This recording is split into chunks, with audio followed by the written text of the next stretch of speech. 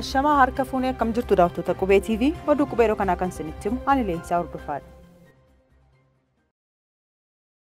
Itoophiyaan hidha guddicha Abbayyaa Marsaa Arfaffaa bishaaniin guutuu hordofee Masriin gochaan Itoophiyaa kan qajeeltowwan waliigaltee cabsedha jechuun komatte. Ministeerri dhimma alaa biyya Masrii ibsa hagayya 10 bara 2023 fuula Feesbuukii isaa irratti maxxanseen akka jedhetti Itoophiyaan hidhicha bishaaniin guutuun ishee qajeeltowwan waliigaltee bara 2015 keessa biyyoonni sadan Masrii, Sudaanii fi Itoophiyaa gidduutti mallattaa'e kan cabsedha jedhe. Masriin haala qajeeltoon waliigaltee Itoophiyaa fi Sudaan waliin mallatteessiteen hidhichi bishaaniin akka guutamuu fi opereeshiniin kan gaggeeffamu yoo waliigalteen dirqisiisaan taasifame qofaadha jechuun ibsite. Kanaan dura Sudaanis ta'e Masriin haala guutiinsa bishaanii hidha haaromsaatiin wal qabatee ibsa mormii baasanii waliigaltee biyyoota sadanii kaasuun mormaa turuun isaanii ni yaadatama.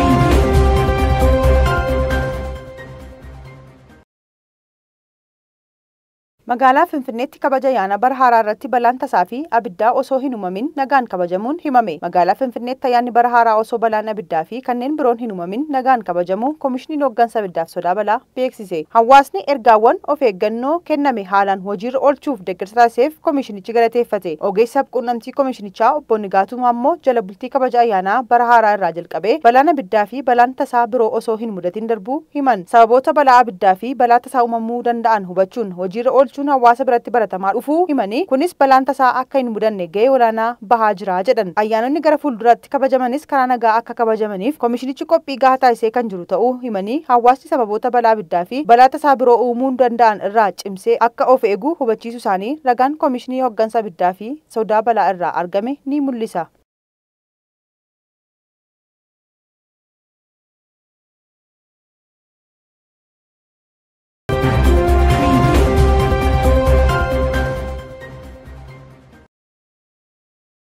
Lammiileen Itoophiyaa Keeniyaatti hidhaman 82 nyaata lagachuun gara biyyatti akka deebifaman gaafatan. Lammiileen Itoophiyaa biyya Keeniyaa keessatti seeraan ala mana nama dhuunfaa tokko keessatti sassaabamanii argamuun to'annaa jala oolan mormii lagannaa nyaataa gaggeessuu miidiyaaleen biyyattii gabaasan. Itoophiyaanonni lakkoofsaan 82 ta'an kunneen hagayya 26 qabamanii buufata poolisii Atriivaar jedhamutti kan argaman yoo ta'u ergasii gara mana murtiitti dhiyaachuun gara biyya isaaniitti akka deebifaman irratti murtaa'ee eeggachaa kan jiran ta'uun eerame. Qondaaltota immigireeshiniin gara biyyaatti akka deebi'aniif hanga adeemsifamaa jirutti buufata poolisii Movaakoo SNP keessatti hidhamanii kan argaman namootni kunneen fulbaana 11 bara 2023 akka lakkoofsa Awurooppaatti dafnee gara biyya keenyaatti deebi'uu barbaanna jechuun nyaata isaanii fudhachuu didan. Adeemsi gara biyya keenyaa deebi'uuf taasifamu yeroo dheeraa fudhateera jechuun mormii dhageessisan. Lammiileen Itoophiyaa 1000 lakkaa'aman Keeniyaa qaxxaamuranii gara biyyoota biroo kan akka Taanzaaniyaa, Bahaa Giddu Galeessaa fi Afrikaa Kibbaatti maluuf yeroo yaalan hidhaaf saaxilamu. Rakkoo kana furuuf tattaaffii godhamaa jiruun lammiileen Itoophiyaa Yibaqaal Geetaachoo yookaan Adnaan Mohaammed Galaanoo jedhamu Naayiroobii keessatti godaantota Itoophiyaa 12 daddabarsuun shakkamee hidhaa waggaa 31 itti murtaa'ee jira.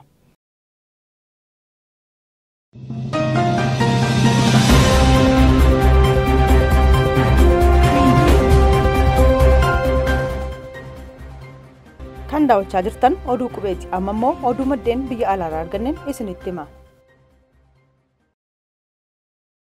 Liibiyaatti balaa lolaan mudateen hanga ammaatti lubbuun namoota 5,000 olii yoo darbu namoonni 10,000 ol ta'an achi buuteen isaanii dhabamuun himame. Rooba cimaa bubbee makatee biyya kaaba Afrikaa naannoo Maagriib keessatti argamtu Liibiyaa bahaatti guyyaa kaleessaa roobe hordofuun hidhoonni gurguddaan naannichatti argaman lama diigamanii lolaa uumameen hanga ammaatti lubbuun namoota 5,000 ol ta'anii kan darbe yoo ta'u kanneen lakkoofsaanii 10,000 ol ta'an immoo eessa akka bu'an hanga ammaatti wanti beekame akka hin jirretu gabaafame. Magaalonni biyyattii kanneen akka Bengaazii, Albaayidaa, Almaarjii fi Darnaa balaa lolaa kanaan akka miidhamantu himame.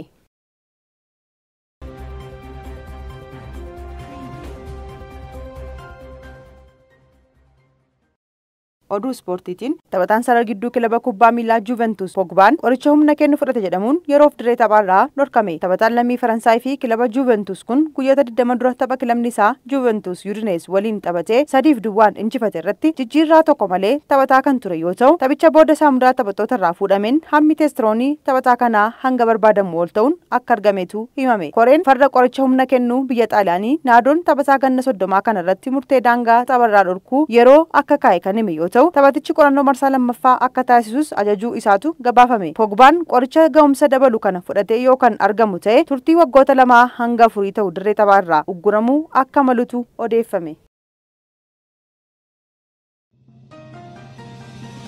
kan daawwachaa turtan oduu qubeeti. Qophiileen TV qubee kanneen biroon itti fufu. Isaan waliin turtii gaarii. Gama kootiin nagaatti.